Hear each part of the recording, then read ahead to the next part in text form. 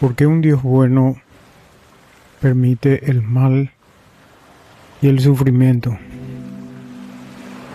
Esta cuestión es conocida como el problema del mal. La Biblia no presenta una única respuesta para todo, sino que varias perspectivas, pero todo basado en un conocimiento previo de Dios, una fe firme y no un espíritu de hipercrítica cuestionando a Dios. Primero, Dios creó al ser humano con libertad real, una libre voluntad, y el hombre escogió el mal.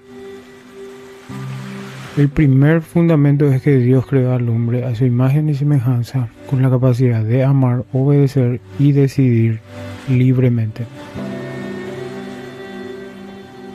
Un amor programado o un amor obligado no sería un verdadero amor.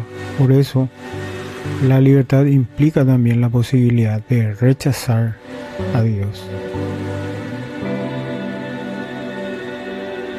Génesis 2 y 3 nos dice que Dios dio a Adán y a Eva un mandato claro, pero ellos eligieron desobedecer. El pecado no fue creado por Dios, fue introducido por la libre decisión de las criaturas. Como consecuencia, el mal moral, la corrupción y la muerte entraron en el mundo. La Escritura afirma también que Dios no tienta al hombre, sino cada uno es tentado por su propio deseo. Santiago 1, versículos 13 y 14. Asimismo, Deuteronomio 30 declara que he puesto delante de ti la vida y la muerte, escoge pues la vida. Significa que gran parte del sufrimiento del ser humano es consecuencia directa o indirecta de las decisiones libres que toma cada uno. Guerras, violencia, injusticia, corrupción, odio, explotación son todos resultados del pecado humano y no de la maldad de Dios. Punto número 2. Dios es el dueño absoluto de toda la vida y la obra conforme a su propósito eterno. La soberanía de Dios es incuestionable. La Biblia enseña que toda criatura pertenece al Creador porque Él se las dio. El salmista declara: de Jehová es la tierra y su plenitud. Salmo 24. Y Dios afirma: todas las almas son mías, dice en Ezequiel 18. Como creador, Dios posee la autoridad absoluta sobre la vida y la muerte.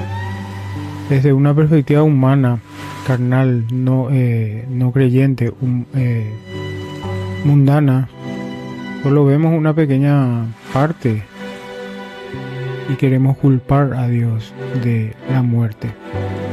Pero en realidad, si Dios quita una vida, estaría mejor con Él, al lado de Él, disfrutando de la presencia de Dios.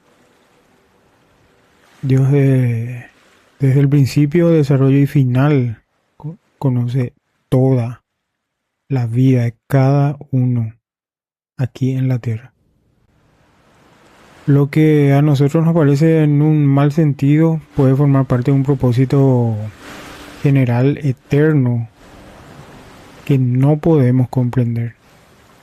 El ejemplo más clásico es el de José.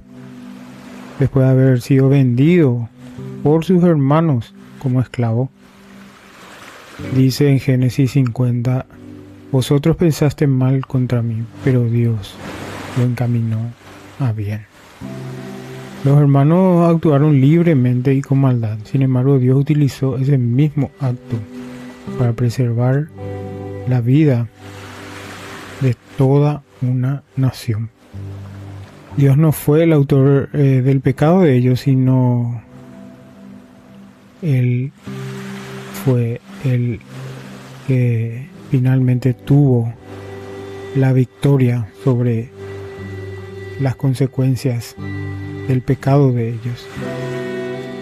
De manera semejante, Job nunca recibió una explicación completa de su sufrimiento, ¿verdad? En cambio, Dios le mostró que su sabiduría supera infinitamente la comprensión humana.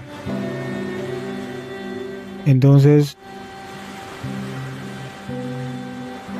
para un no creyente jamás van a haber argumentos o elementos suficientemente convincentes para llegar a un punto de balance en que tenga que aceptar esto que estoy nombrando. Pero lo que te puedo afirmar es que la mayor demostración de este principio es la crucifixión del Señor Jesús. El peor acto de injusticia cometido por la humanidad fue la muerte de un hombre perfectamente justo que cumplió perfectamente la ley de Dios. Al mismo tiempo llevó a cabo la salvación de las almas. Jesús resume esto. Jesús fue entregado por determinado consejo y anticipado conocimiento de Dios, pero al mismo tiempo gente impía, hombres impíos, fueron los que le crucificaron por su propia maldad. El hombre actuó libremente, pero es culpable. Dios gobernó esos acontecimientos para cumplir su propósito redentor. Entonces, queridos amigos, como dije, no hay argumento suficiente para convencer a un no creyente sobre este punto. El problema del sufrimiento y la maldad es algo, por un lado, tiene mucho que ver con la libertad que nos dio Dios, y por el otro, que Dios tiene un propósito mucho más grande para la humanidad, y el sufrimiento de Cristo es incomparable con el sufrimiento de cualquier ser humano aquí en la tierra. Entonces, Dios creó seres verdaderamente libres, capaces de amar, inclusive de rebelarse. El mal moral es el abuso de esta libertad, y por eso entró el pecado en toda la creación. Dios sigue siendo soberano. Tu vida, nuestra vida, de todos le pertenece, y Él dirige la historia hacia un propósito eterno. Muchas veces nadie puede explicar esto. Dios puede transformar el bien el mal en bien sin ser el autor. Como ocurrió con José, ese es el ejemplo clásico. Y de manera suprema con la cruz de Jesucristo.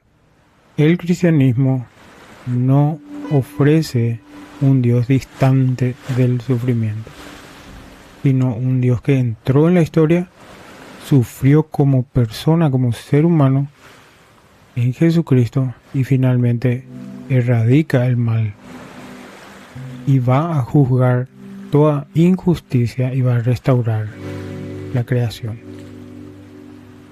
Así, la pregunta no es por qué Dios permite temporalmente el mal, sino cómo un Dios santo puede derrotarlo sin destruir la humanidad pecadora. La respuesta culmina en el mensaje de salvación, el Evangelio.